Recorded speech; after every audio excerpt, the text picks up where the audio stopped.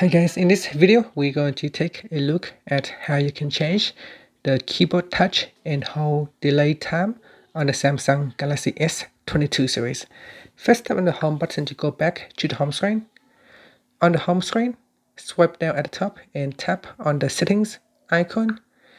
In settings, go down and tap on general management. In here, go down and tap on Samsung keyboard settings. Next, go down and tap on swipe touch and feedback. Then tap on keyboard touch and hold delayed. In here, by default, it is set to medium 0.3 seconds. You can choose short, medium, long, or set a custom delay time by simply touch and hold here.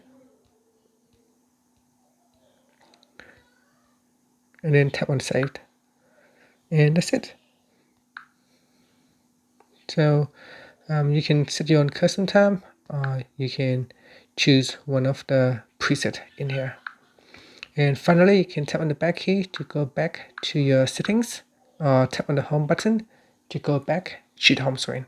Thank you for watching this video. Please subscribe to my channel for more videos.